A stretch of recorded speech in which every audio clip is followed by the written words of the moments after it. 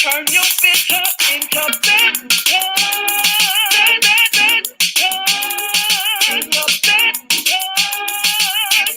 It's the Sonja Shockley Show. It's the Sonja Shockley Show. Turn your bitter into better. Turn your better. It's the Sonja Shockley Show. Hello, hello, hello, everybody, and welcome to the Sonja Shockley Show. I am your host, Sonja Michelle Shockley, inspirational singer and speaker, life coach, soul nurturer, and your big sister in relationships. And I help people transform their pain into purpose and turn their bitter into better. Yeah. Doesn't that sound wonderful? Doesn't that sound amazing to be able to turn your bitter into something better? Today, I am super excited. I'm so excited today because I have with me author and speaker, woman of God, a Proverbs 31 woman. Tracy McCauley is here with us to tell us about her new books and also to share her amazing testimony of how God turned her bitter into something better. Hello, Tracy. Hello. Hello. I am super excited to be here today. Thank you so much. Thank you. Can you please introduce yourself and tell us what it is that you do? Yes. Again, my name is Tracy McCauley, and I am the founder and CEO of a ministry called a ministry called Angels with Hope. I help women understand their value just by discovering their uniqueness and learning to love themselves. I'm also an author of the book Love Thyself, as well as the journal Love You, Embrace You, a motivational speaker. And I am a woman of God that just loves helping women, encouraging them, and really just helping them to understand how great they are. So, yeah, again, I'm just happy to be here today. Yes, I love it. Well, hey, let's start from the top. Take us from the beginning. Tell us about your story. How is it that you have become so passionate about learning how to love yourself? Well, it started when I guess years ago, I didn't love myself. I felt abandoned by my father. He was not in my life. I felt rejected by him. Um, didn't have a relationship at all with my father. And so I felt like I was not valuable. I didn't feel like I was, that he loved me or cared about me. I also have a learning disability. And because of that learning disability, it caused me to really feel like I was stupid, like I was dumb, like could not learn. I had a lot of insecurities about who I was. I was picked at or bullied when I was in school. I was in resource classes because of my learning disability. And all of that, it caused me to really not love the woman that God created me to be. And as a result of that, I ended up getting into abusive relationships. I was in two abusive relationships. The first one, I was 15 years old whenever I first got into that abusive relationship. I was looking for love in all the wrong places. Because I didn't have my father in my life, I was looking for someone to validate me. And so I found that in the relationships. The first relationship, I experienced all sorts of abuse, physical, emotional, psychological abuse. I can remember being punched in the face so hard that the blood vessels would burst in my eye. I can remember the abuser, we were driving in the car and him reaching over because I was driving. He was on the passenger side. He reached over, grabbed the steering wheel and yanked it, and we went down an embankment, and I was devastated because I thought the car was going to roll over and kill us. And I can remember being choked by him And so I ended up getting pregnant by him, and I thought maybe that would change things, but it didn't. It actually made things worse. And so he started using, after I had my baby, he started using my daughter as a way to get back at me, threatening to take her away. And I can remember one time he actually did take her, and then he brought her back later on that night, and she was outside on the porch. And so I was devastated and didn't really know how to get out, but finally I had made a decision to get out of the abusive relationship, that first one. And when I did, he threatened to kill me. He threatened to shoot me. And so it was by the grace of God that I was able to get out alive, and not giving myself time to heal. It actually led to the second abusive relationship that I was in. And I experienced a lot of the same things: physical, emotional, psychological abuse, being choked, being bitten, being had, things, water and things of that nature thrown on me. And those relationships, they lasted. That relationship lasted about 14 years. So I was in two abusive relationships for a course of 21 years. Mm. Wow, wow. Let me just take a moment again to just say thank you for sharing your story. I know that you've probably shared this story many times, but still, when you think about how far you've come and what you've been able to endure, and praise God, you don't look like what you've been through, huh? Yes, You look absolutely. amazing. And you stand here now, this beautiful, bold, brave, brilliant woman. And I have to just say thank you. Now, I too was in an abusive relationship for a few years, not too long, praise God. I finally came, when that last brick falls on your head, you finally say, okay, I'm done. Mm-hmm. Mm-hmm. A big part for me, though, and again, I can only speak for myself, the reason that I stayed in it is because I was so worried about what others would think. So pride kept me in it, even though I Mm-hmm. was just miserable. Take us to that moment. I mean, we're talking about 21 years. What is it that keeps you? I know that it's the children, but what else kept you there when you reflect and wondered why you stayed so long? Yeah. I didn't really know that I was in an abusive relationship, to be honest with you. I I just thought that was because I didn't have an example of what a healthy relationship looked like, because my mom and my father, they were not together. They split up when I was young. We lived with my grandparents, but my grandparents, they were old school, and they didn't really sleep in the same room together. So I didn't really have like a role model. I didn't have an idea of what a healthy relationship looked like. And so I didn't know. I didn't know that I was being abused. I just thought that was just how relationships worked. And so I was embarrassed. Um, I was in love, thinking that I could love that person enough, love him enough to change him and make him, act the way I felt like he needed to act. So there was a lot of just, being in love and really just not really knowing what to do. Hmm. Right, right. And that's huge. There's many women right now listening and they want to get out, but they're really not sure what the next step looks like. What is the step towards saying enough is enough?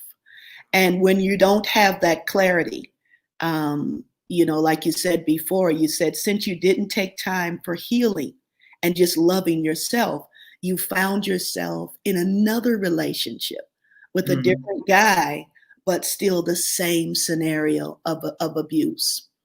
So, what would you say now to that woman who says, hey, I know this isn't right. I know that this isn't what God planned for me. I'd like to get out of this, but I don't know. I don't know how. What would be the next step for that woman? I would say tell someone. talk to someone, let someone know, because what happens in abusive relationships is the abuser tries to isolate you. He wants to isolate you from family, friends, people that really can support you and really can help you. I would say tell someone. I mean, it's a hard thing to actually open up and let someone in and let someone know that you're in an abusive relationship. But talking to people, finding out, I do have a number that, I can give at the end, but there's numbers, hotlines that you can call, and you can talk to them about safety planning, but definitely talk to someone, somebody you feel like you can trust. It could be a family, it could be a friend, it can be someone on a hotline, and just let them know what you are experiencing, what you're going through, and then hopefully they can help you come up with a safety plan if you choose to get out of that situation. Excellent, excellent. I love it. I love it. And so from what I'm hearing is number one, you have to first make the decision that Mhm. I'm out. And then second, you need to talk to someone about it.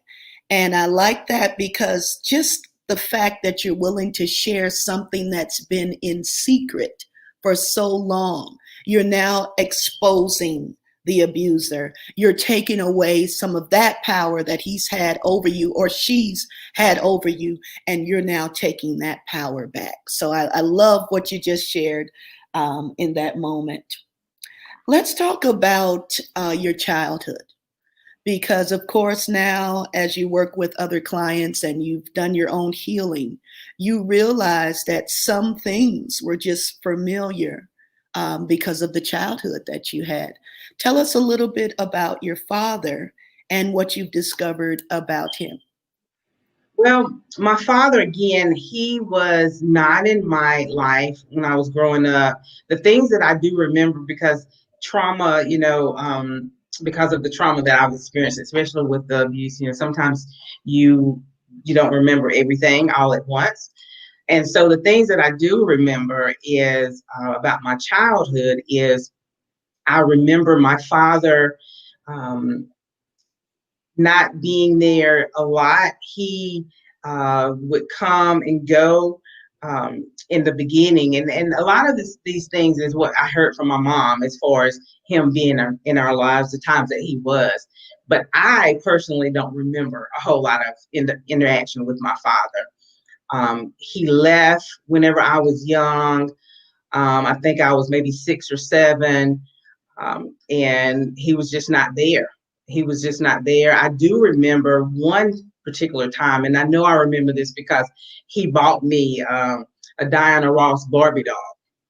It was hot, and I don't know. And I thought about this a few weeks ago when someone asked me this question about my father, and that was really like the biggest thing that I remember about my father is that he had bought me that doll, that Barbie doll.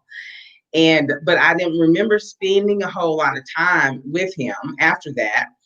I would talk with him like once every 2 to 3 years.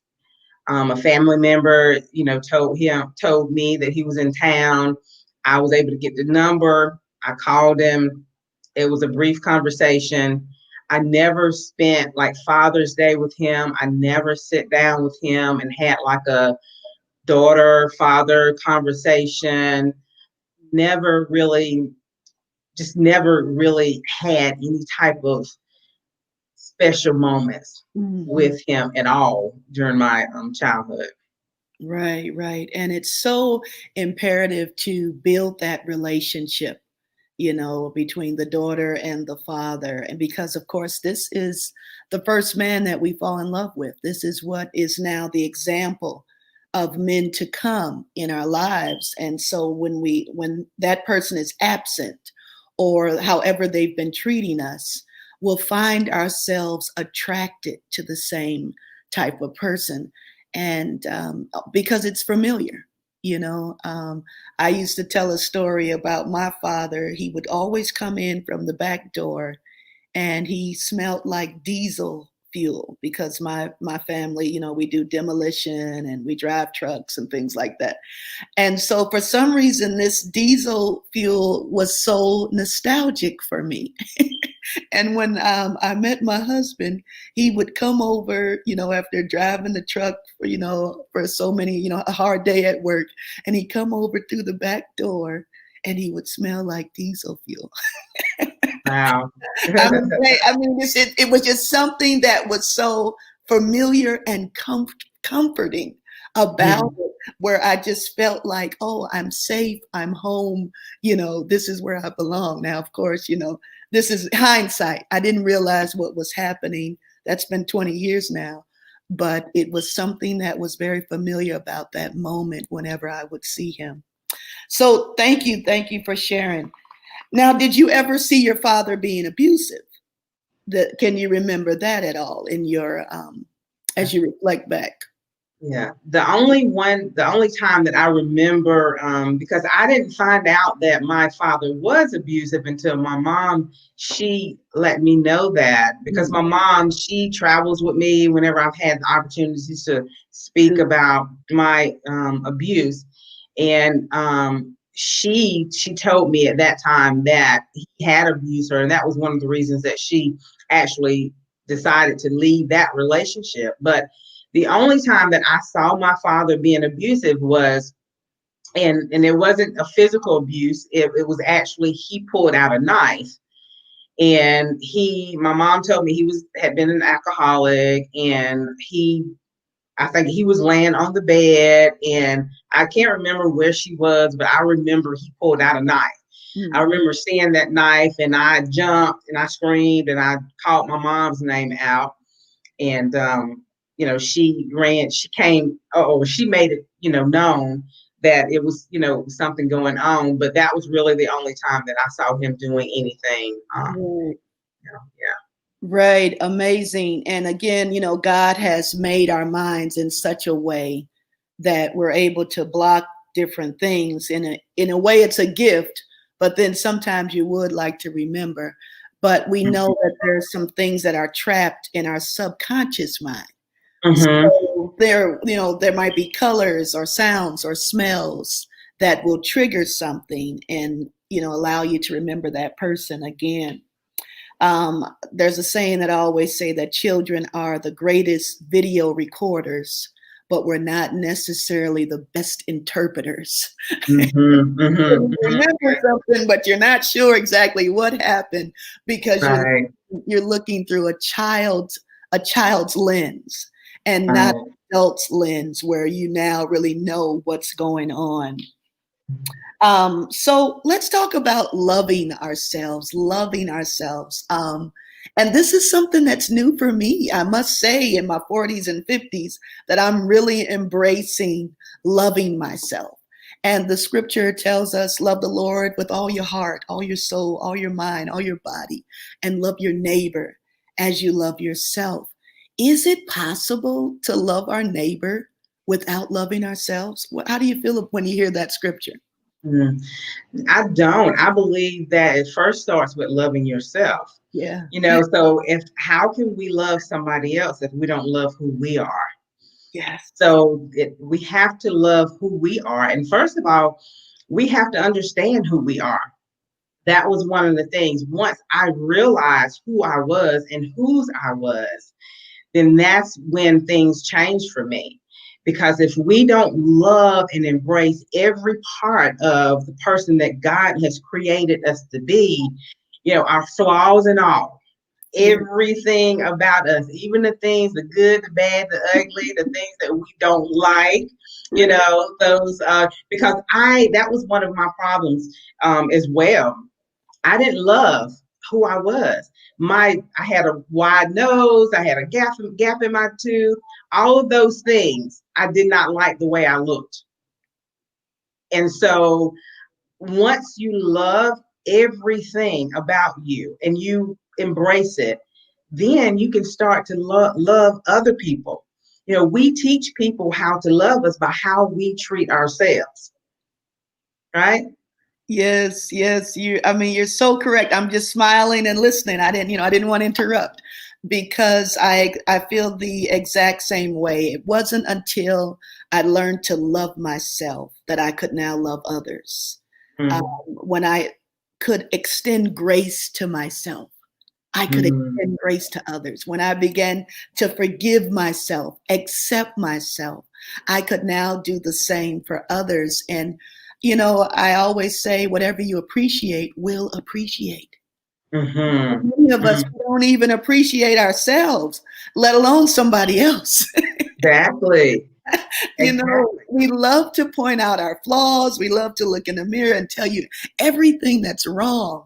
But when is the last time you looked in the mirror and just said, I love you, stomach. Exactly. I Those love sides you. and all. I love you eyes. I love you face. I just love you. I mean, I love a body that I can go out walking in the morning. I love to have a beautiful smile. I love just having energy. If we could just learn how to celebrate what we do have, we could see those things would continue to appreciate. As we appreciate it, it will appreciate. What do you think about that when you hear that? Yeah, I love that. You're exactly right. Yeah, when we appreciate who we are, the way we are, then yeah, we can appreciate life, really.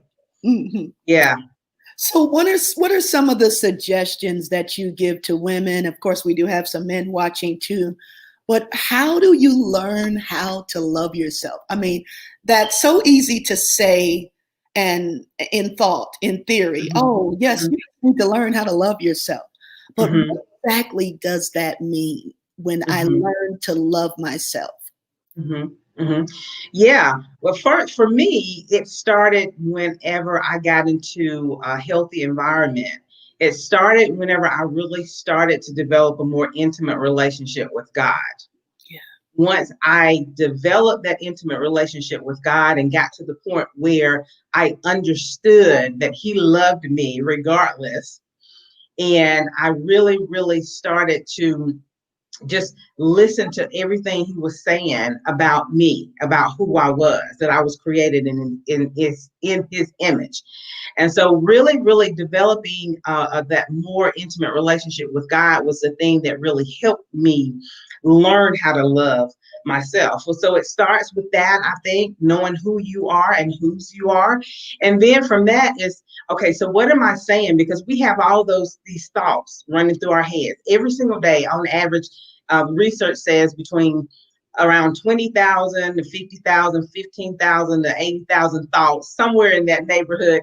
A lot of thoughts running through our head every single day. And the majority of those thoughts are negative thoughts. And so if we're not intentional about the things that we're saying about who we are, then we're just going to let those negative thoughts just play around in our heads. And so the other thing was not only knowing who you are and whose you are, then you have to change what you're saying about yourself. So having, those positive affirmations, being intentional about speaking positive things about yourself. I am beautiful. I am smart. I am enough. Speaking those I ams about yourself.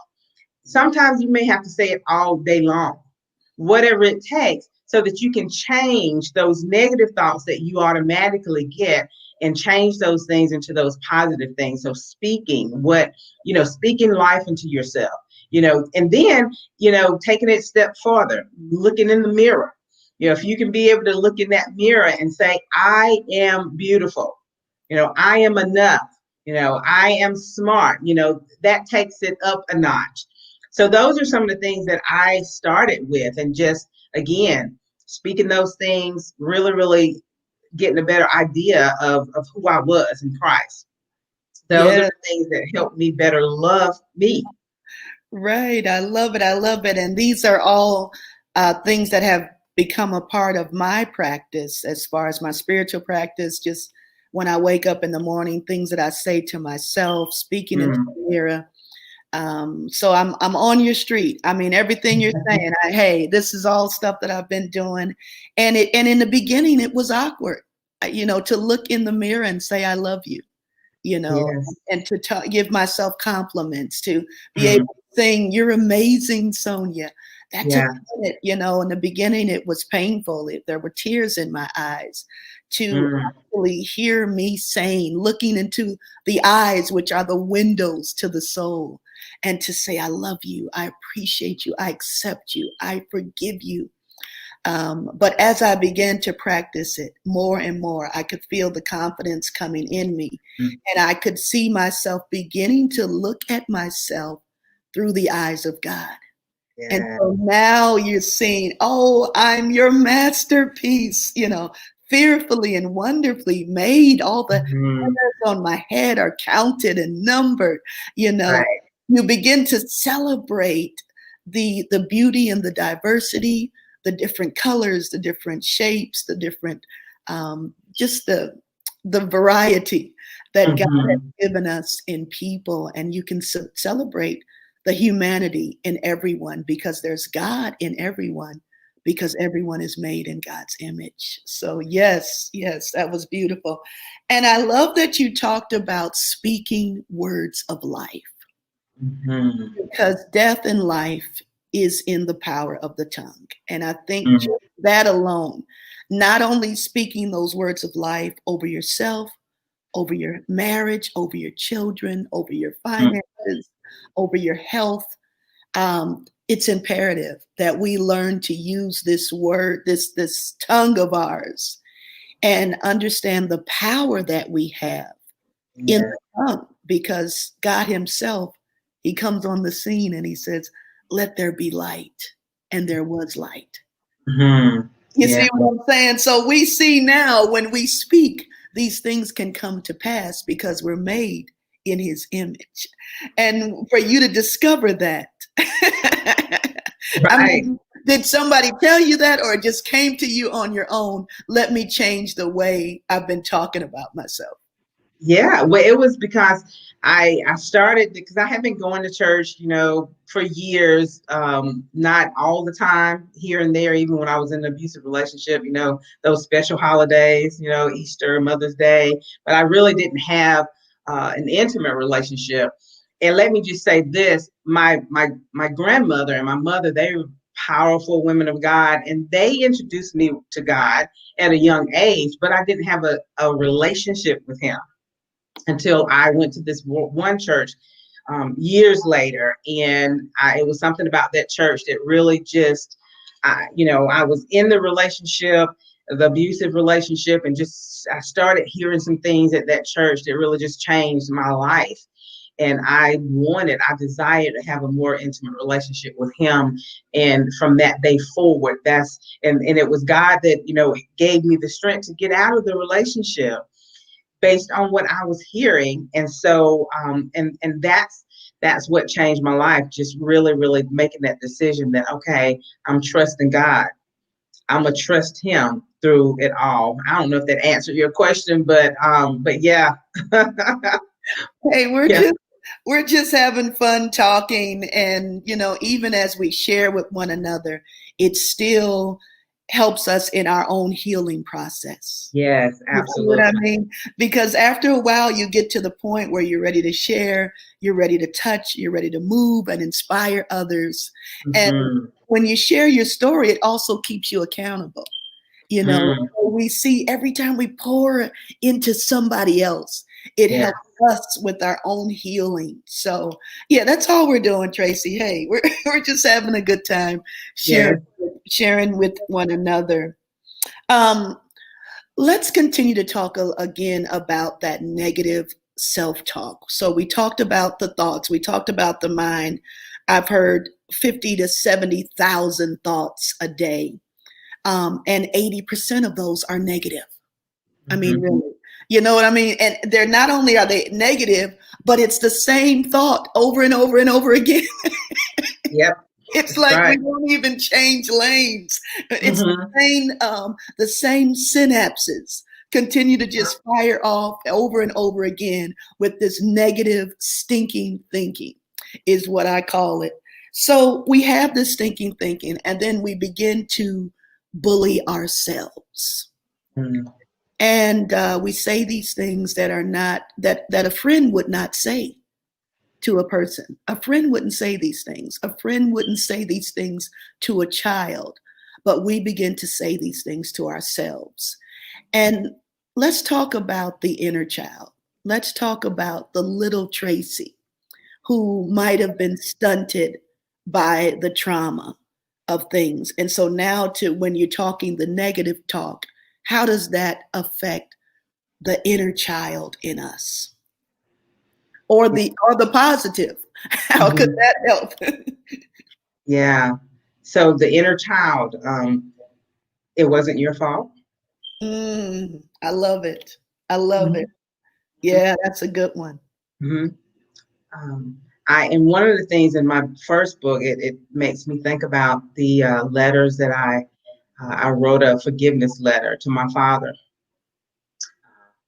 and talking to him about how I forgive him for not being there. So the inner child would say, yes, I forgive you for not understanding how to be the father that I needed you to be. Mm, Yeah, I forgive you. And I forgive myself for not, knowing how to make that relationship work. I forgive myself for not loving the person that God created me to be. I forgive myself for not thinking that I was worthy and thinking that I was valuable. There's nothing wrong with you. God sees you as flawless and beautiful. Yeah. that was beautiful. Beautiful. I mean, so organic, so powerful. To be able to now say that to your 6-year old or your 7-year old self. I Mhm. loved how you start out with it wasn't your fault, because how many children who have seen abuse now feel guilty, or their parents are now divorced and they blame themselves. If only I could have done something, if only I didn't make daddy mad or mommy mad, they wouldn't have left.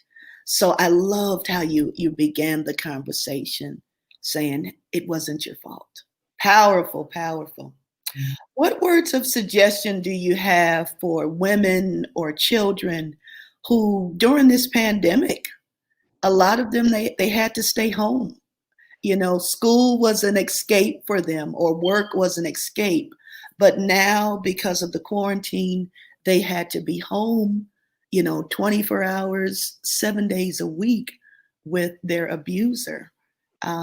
What have you thought about something like that? And what could be some comfort for people going through something like that? Yeah. And that's one of the things that has been extremely hard during this time for women or men that's been in an abusive relationship. And I think it's always a good thing to reach out if you can. If you're in an abusive relationship and you're stuck at home, if you can find some way to reach out to someone, there's hotlines that you can call, or if you're have access to a computer, there's sites, websites, and things of that nature. If it's safe, because again, your safety is more important than anything, and it is a challenge whenever you're in the house and your abuser is in the house. It makes it more challenging for you to get out to people and be able to talk with people about what you're experiencing.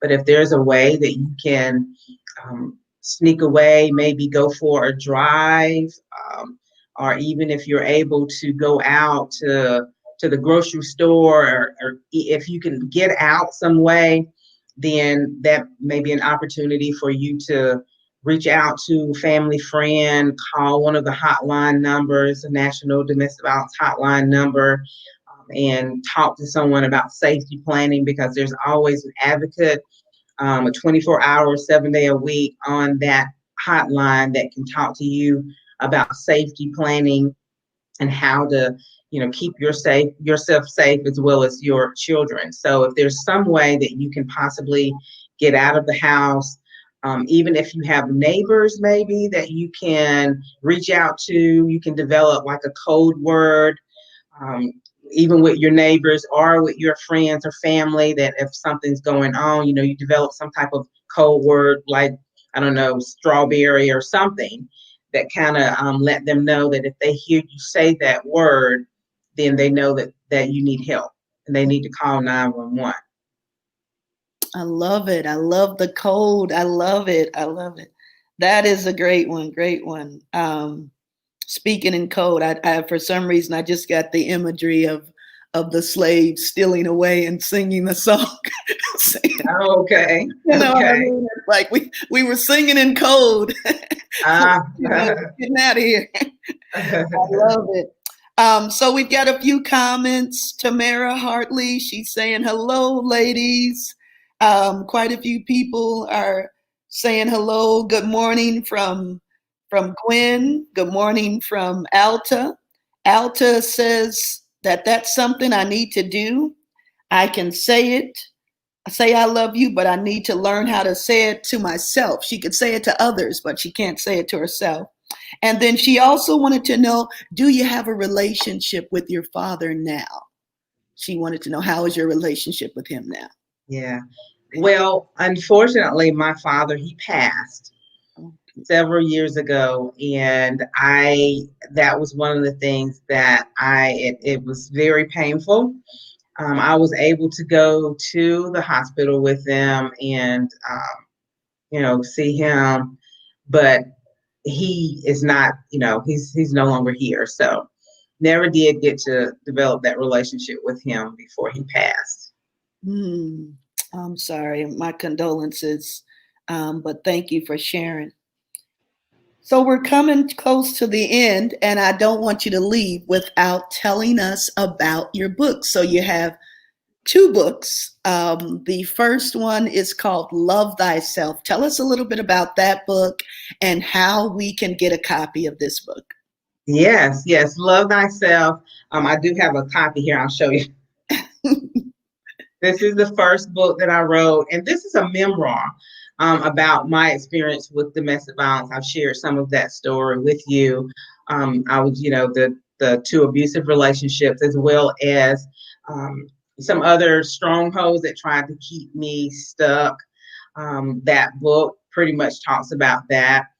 And again, it's available on Amazon.com as well as BarnesandNoble.com. So that's the first book that I wrote. And again, it's just talking about my story, talking about what I experienced with domestic violence. So, yeah. Yes, yes. I'm so proud.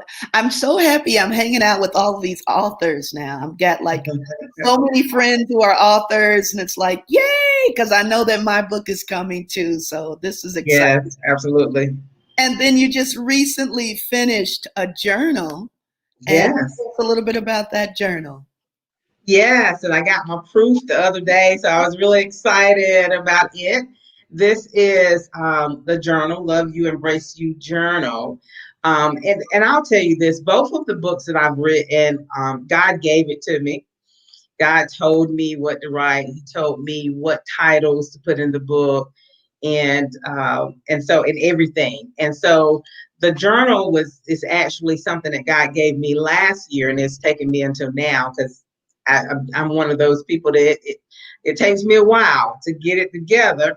And so, but yes, this book it's really about building those positive statements. It's really about saying those intentional statements that we spoke of earlier.